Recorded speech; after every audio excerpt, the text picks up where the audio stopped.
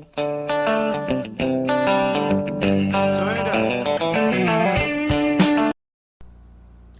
good, YouTube? It's Joe here with Team Plus or Bust. Coming at you with something cool. Kind of made me a little angry. I'm sure it kind of upset a few players out there, more than a few. Here talking about, for everybody that seems to think that Konami's not out there to juice you for your money, you know, take every dime out of your pocket that they can.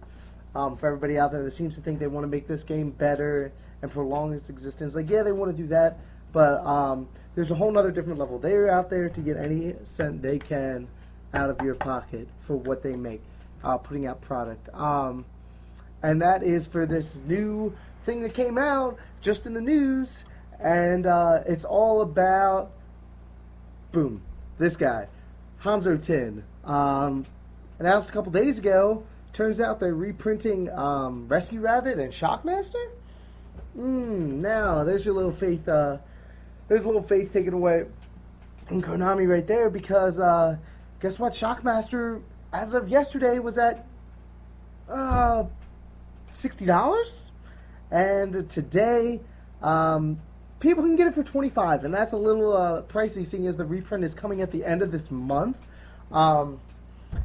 So it shows you that, like, yeah, they had it out for enough time to where everybody wanted to buy it. Everybody got a little bit of taste. Didn't get that whole thing because you couldn't get it very easily. You got that little taste from seeing who people did play it. And yeah, it's an incredibly controlling card, but this definitely shows that they're out to pull every dime out of your pocket that they can. Like, they didn't even announce it. People didn't even know, because if they would have announced it when they announced the other tins, nobody would have paid $60 for this card. Nobody would have gone out there to pay that money. Nobody would have subscribed to Shonen Jump, which they make profits off of.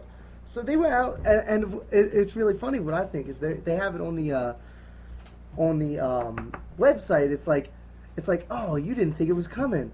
It was just rumors. It's been announced. So they put it out to be like this funny little haha thing, when it really, really took a lot of money out of a lot of players' pockets. So yeah, they're reprinting Shockmaster and Rescue Rabbit in this tin that you can get for $20. You get two of the biggest cards in Yu-Gi-Oh! Today for $20. That's I think that might be worse than Dolka and Lagia, because now look, what can you build a Rescue Rabbit deck for? Maybe, like, I don't know, $30 tops. Like, especially after this comes out, like, that's going to be widely run, and a lot of people aren't going to be able to play it, you know, because they're going to just throw something together thinking it's going to be, you know, top tier, but every other player in this game is going to be running that shit. Pardon my French. And yeah, so that's the greatest example I can think of Konami juicing you for all of those believers that they are other human beings out there that care about this game, that they, like, look forward to the gameplay, look out for the players. They could care less about you, in my opinion. Like, that's putting another dollar in their pocket every time that you pay $60 for Shockmaster. So I apologize for anybody that did buy it, because yeah, that's a serious loss of money that you know, probably paid within this last month before, and all you had to do was wait another 30 days, and you would have found out that this thing's being reprinted. So yeah, you look at Shockmaster, went from $60 to $25 in an overnight. Rescue Rabbit, $40 to $50 to, you know, $15, $20 to $25 overnight. And that brings that arises a couple questions. And one of the biggest is, do you think Rescue Rabbit will return to the tops?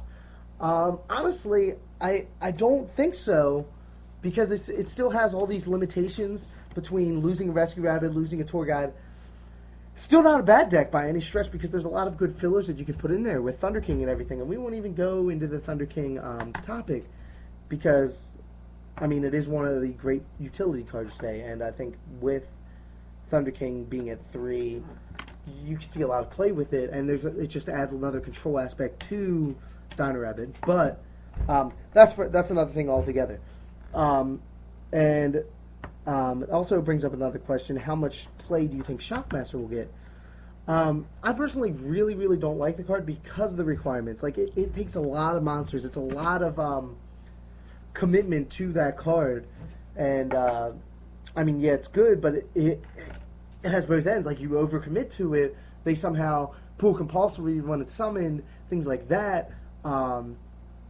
It's tough to get around. And especially, like, okay, you get it, it doesn't die on the field, goes to your opponent's turn, you say they can't play any traps, they drop that Soul Taker. Like, that's 3 monsters for 1, and they're using 1 card as an out. Like, it's a lot of commitment.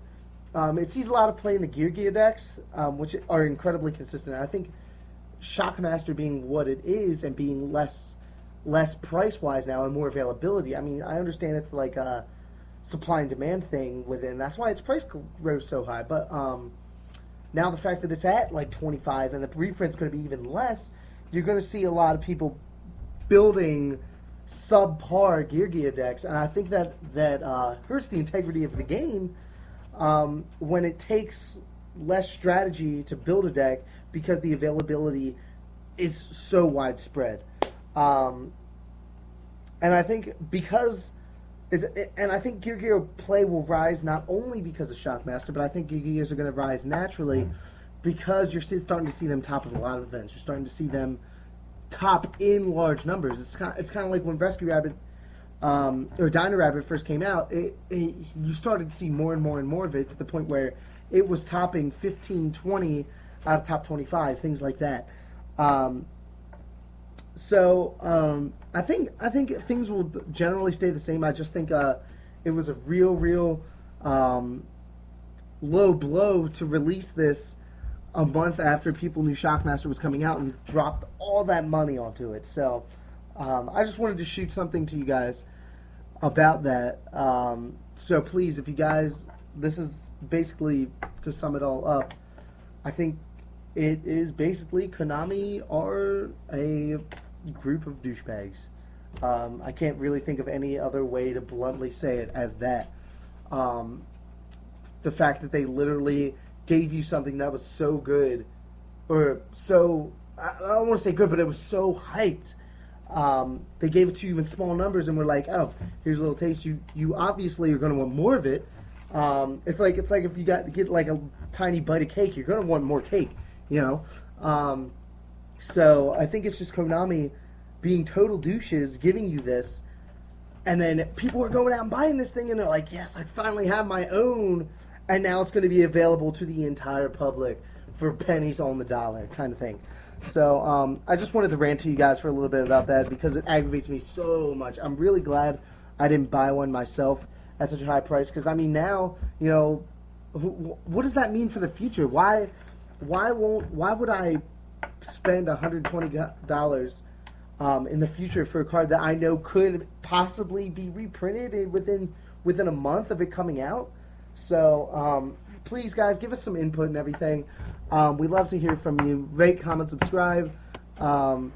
Please check out some of our other videos. Check out our Twitter. It is Team Plus or Bust on just add all one word, all that fun stuff. Thanks a lot, guys. Just trying, like I said, bring you guys innovative videos, something different to talk about. I know this is going to be the talk of Yu-Gi-Oh! For a little bit, I think. So please, yes. Thanks for watching. Hope you guys enjoyed our content. And like I said, rate, comment, subscribe, give us some feedback. We'd love to hear from you guys. Thank you very, very much. This is Joe from Team Jitbox signing out.